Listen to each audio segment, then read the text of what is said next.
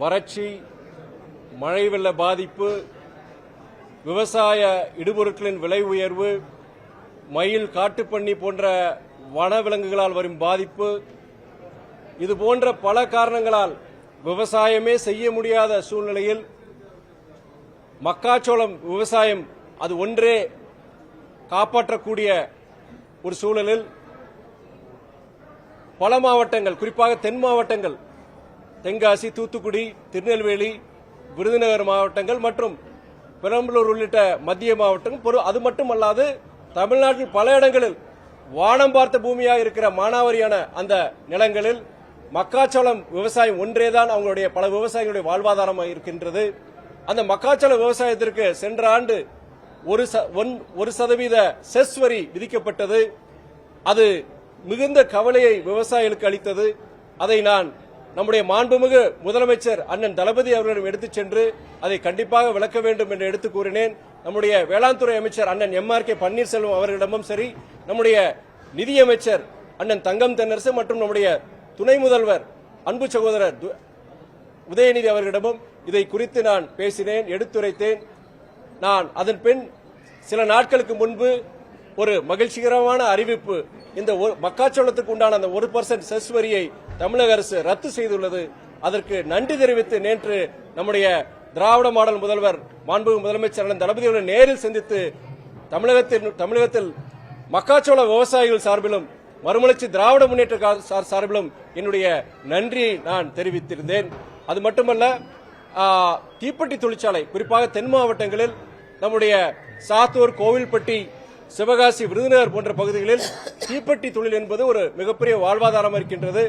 அந்த தீப்பெட்டி தொழிலுக்கு மிகவும் ஒரு பாதிப்பை உருவாக்கக்கூடிய ஒரு சூழல் இந்த பிளாஸ்டிக் லைட்டரால் வந்தது. அதற்கு நம்முடைய ஒன்றிய அரசிடம் நாம் முறையிட்டு அந்த பிளாஸ்டிக் லைட்டர்களை இறக்குமதி செய்வதற்கு ஒரு தடையை நாம் கொண்டு வந்துள்ளோம். ஆனால் அதே வேளையில் இப்போது அந்த பிளாஸ்டிக் லைட்டரில் உள்ள அந்த உதிரி பாகங்களை இங்கே தமிழ்நாட்டில் மாத்திரம் கிடையாது, பல மாநிலங்களில் அதை தயாரித்து இங்கேயே தயாரித்து அதை விற்பனை செய்யும் முயற்சியில் பலர் ஈடுபட்டுள்ளனர். அந்த பிளாஸ்டிக் லைட்டர் அதனால் நம்முடைய தீப்பெட்டி தொழிற்சாலைக்கு பெரும் பாதிப்பை உருவாக்கும். அதனால் இதை நம்பி பல லட்சக்கணக்கான குடும்பங்கள் குறிப்பாக தென் மாவட்டங்களில் உள்ளனர். அதனால் அந்த பிளாஸ்டிக் உதிரி பாகங்களை தயார் செய்வதற்கும் மற்றும் இந்த பிளாஸ்டிக் லைட்டர்களை விற்பனை செய்வதற்கும் ஒரு தடையை நம்முடைய தமிழக அரசு, நம்முடைய மாண்பு முதலமைச்சர் அவர்கள் நிறைவேற்ற வேண்டும் என்று ஒரு வேண்டுகோளையும் நேற்று நான் வைத்திருந்தேன். அவர் கண்டிப்பாக அதற்குண்டான நான் முயற்சியை எடுக்கிறேன் என்று வாக்குறுதி அளித்துள்ளார். அது மட்டுமல்ல, வேற ஏதாவது நீங்க கொஸ்டின்ஸ் தான் நீங்க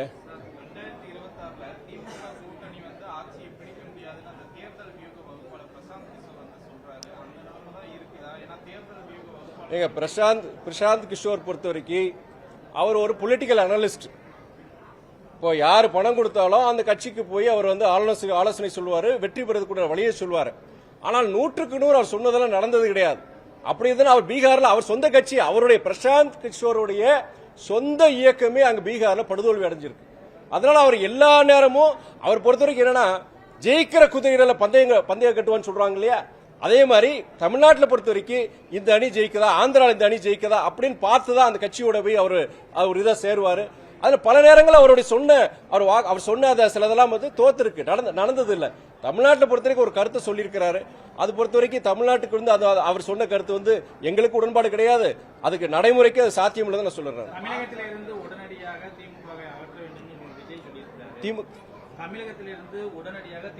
அகற்ற வேண்டும் விஜய் சொல்லியிருக்காரு. அன்பு சகோதரர் நம்முடைய விஜய் பொறுத்த வரைக்கும் ஒரு மிகப்பெரிய ஒரு நட்சத்திரம். அவர் பின்னாடி நிறைய இளைஞர்கள், லட்சக்கணக்கான இளைஞர்கள் இருக்கிறாங்க. இன்னைக்கு ஒரு அரசியல் கட்சி ஆரம்பிச்சிருக்கிறாரு. அவருடைய கொள்கை சித்தாந்தங்களை சொல்லியிருக்கிறாரு. அதை நாங்கள் வரவேற்கிறோம். அதே நேரத்தில் ஒரு அரசியல் கட்சி தலைவரா நடைமுறையில் என்ன இருக்கு, ஜனங்கிட்ட போனோம், உங்களை மாதிரி பத்திரிகையாளர்களை சந்திக்கிறோம். அதெல்லாம் அடுத்து வர காலங்களில் அவருடைய செயல்பாடுகள், அதை வச்சுதான் அவருடைய அரசியல் எதிர்காலம் இருக்கு. இதை பொறுத்த வரைக்கும் அவருடைய ஒரு எதிர்கட்சி தலைவரா, இந்த அரசாங்கத்தை எதிர்க்கிற ஒரு கட்சியின் தலைவரா அவருடைய கருத்தை சொல்லியிருக்கிறாரு. என்னன்னா, அடுத்து வர காலங்களில் ஜனகம் தீர்மானிப்பாங்க இந்த அரசாங்கம் நல்லா செயல்பட்டு இருக்கா, செயல்பட தேர்தல் 2024 தேர்தல் வரப்போது மக்களுக்கு உண்டான தீர்ப்பு கொடுக்க போறாங்க.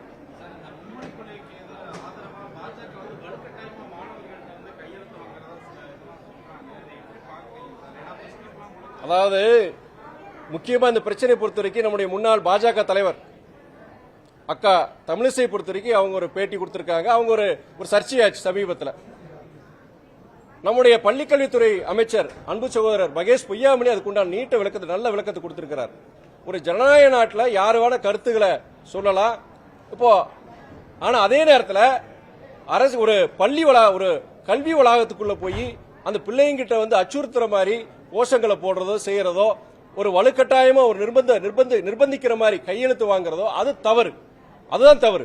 நீங்க அதே நேரத்தில் வந்து அந்த ஒரு யார்கிட்ட வேணும் உங்க கருத்தை சொல்லுங்க, கையெழுத்து வாங்க, தப்பு கிடையாது. ஆனா ஒரு கல்வி நல வளாகத்தில் போய் அரசியல் பேசுறதோ செய்யறது அது தவறு. அதுவே வலுக்கட்டாயமா அவங்கள மிரட்டுற தோணியில கையெழுத்து போடுங்கன்னு சொல்றது அது தவறு. அதுதான் நம்முடைய அமைச்சர் சொல்லியிருக்காரு, நம்முடைய தமிழக அரசும் சொல்லியிருக்காங்க. நம்முடைய அக்கா தமிழிசை பொறுத்த வரைக்கும் அவங்க சொல்லியிருக்காங்க, கையெழுத்து வாங்க கூட எங்களுக்கு உரிமை கிடையாதா, ஒரு ஜனநாயக நாடு, நான் இந்த பகுதியில் தான் வாழ்றேங்க. அவங்க கையெழுத்து வாங்கினது தவறே கிடையாது. ஆனா அவங்க ஒரு முன்னாள் ஒரு தலைவராக இருந்திருக்கிறாங்க, பாஜகவுடைய தலைவராக இருந்திருக்கிறாங்க, முன்னாள் ஒரு கவர்னராக இருந்திருக்கிறாங்க. அவங்க அப்படிப்பட்ட ஒரு முக்கியமான பதவியில் இருக்கிறாங்க. ஒரு இடத்துக்கு போகும்போது அவங்களுடைய காவல்துறை அதிகாரிகள் கிட்ட அவங்க அதுக்குண்டான பெர்மிஷனை வாங்கிட்டு போகணும். அவ்வளவு ஒரு உயர்ந்த பதவியில் இருந்தவங்க அவங்க அது கூட தெரியாம ஒரு இடத்துல போய் அங்க போய் அவங்க கையெழுத்து வாங்கும்போது 10 பேர் வந்து கோஷம் போடுறாங்க, எதிர்த்து கோஷம் போடுறாங்க. எப்படி வந்து கோஷம் இன்னைக்கு போல அப்படிப்பட்ட அங்க வந்து ஒரு அமைதிக்கிற விதத்துல வந்து அவங்களுடைய நடவடிக்கை இருக்கும்போது காவல்துறை அவங்கள நடவடிக்கை எடுக்கிறாங்க. அப்ப அவங்க என்ன சொல்றாங்க, நான் என்ன தீவிரவாதியான, நான் இதே நான் சொல்றேன், தீவிரவாதியோட மோசமானவங்க மதத்தை வச்சு அரசியல் பண்றவங்க. அதான் நான் சொல்றேன். நீங்க தீவிரவாதியோட மோசமா இருக்க போய் தான் காவல்துறை இங்க நடவடிக்கை எடுத்திருக்கு. நம்முடைய தமிழ்நாட்டில் பொறுத்த வரைக்கும் இங்க மதவாத சக்தியில் வேரூன்ற கூடாது. அதுக்கான இந்த எங்களுடைய கூட்டணி இருக்கு, ஒரு வலுவான கூட்டணியா இருக்கிறோம். இந்த மும்மொழி கொள்கையை பொறுத்த வரைக்கும் தமிழ்நாடு மாத்திரம் கிடையாது, எந்த மாநிலத்திற்கும் கேடை விளைவிக்கும் ஒரு இதுதான். நான் பல இடங்களில் சொல்றேன். நீங்க பாஜக காரங்க மும்மொழியை கத்துக்கிறதுல என்ன தவறு, 3வது மொழியை கத்துக்கிறது என்ன தவறுன்னு சொல்றாங்க. ஆனா நீங்க வட மாநிலங்கள் போனாங்கன்னா ஆங்கிலமே கூடாதுன்னு சொல்றாங்க, இங்கிலீஷே வேண்டாம்னு சொல்றாங்க. அவங்க ஆங்கிலம் பொறுத்திருக்கு அந்நிய மொழி, ஏலியன் லாங்குவேஜ். அது எதுக்கு நம்மளுடைய இந்தியால, நம்ம பாரதத்தில் இருக்கு, பாரதத்துடைய இங்க இருக்கிற மொழிகள் தான் இருக்கணும், ஆங்கிலமே கூடாதுன்னு சொல்றாங்க. ஆங்கிலம் இல்லாத நம்முடைய வளர்ச்சி நம்ம எதிர்பார்க்க முடியுமா?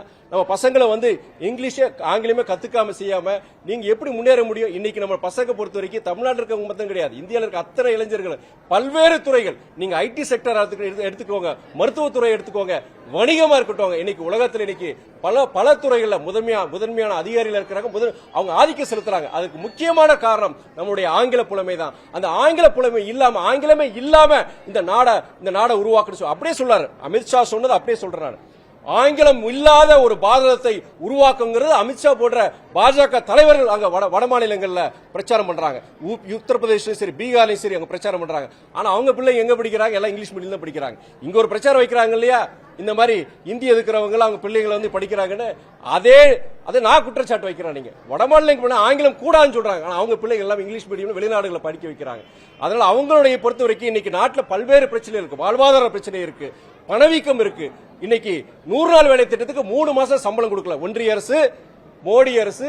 3 மாசமா தமிழ்நாடு மாத்திரம் கிடையாது, பல மாநிலங்கள்ல சாதாரண ஏழை பாளைய ஜனங்க உழைச்சவங்களுக்கு 3 மாசமா சம்பளம் கொடுக்கல. இதுவரை பல்வேறு சீர்கேடுகள் பிரச்சனை இருக்கும்போது விவசாயிகளுடைய பிரச்சனை இருக்கு, பல்வேறு பிரச்சனைகள் திசை திருப்புறதுக்கு இது போன்ற விஷயங்கள் மதத்தை கையாளுறாங்க, இப்போ மொழியையும் கையாளுறாங்க என்னுடைய குற்றச்சாட்டு.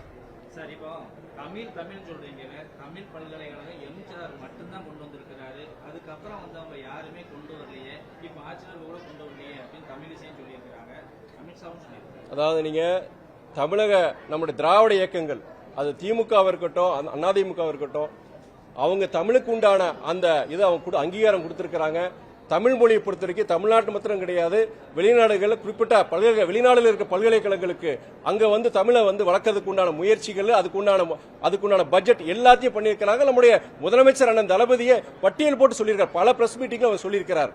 அதே நேரத்தில் இன்னைக்கு கிட்டத்தட்ட 100,000 கோடிகள் வந்து இன்னைக்கு சமஸ்கிருதத்துக்கு கொடுத்திருக்காங்க, செலவு பண்ணிருக்காங்க. கடந்த 10 வருஷத்துல பண்ணிருக்காங்க. கிட்டத்தட்ட எனக்கு தெரிஞ்ச விட 600 கோடிக்கு மேல பண்ணிருக்காங்க. ஆனா அது வெறும் சமஸ்கிருதம் எத்தனை பேருக்கு தெரியும்? மொத்த நாட்டில் 20,000 பேருக்கு தெரியும். ஆனா கிட்டத்தட்ட 8 கோடிக்கு மேல் தமிழ்நாட்டில் 8 கோடி ஜனங்க இருக்காங்க. உலகம் ஃபுல்லா அத்தனை பேர் தமிழர்கள் இருக்காங்க.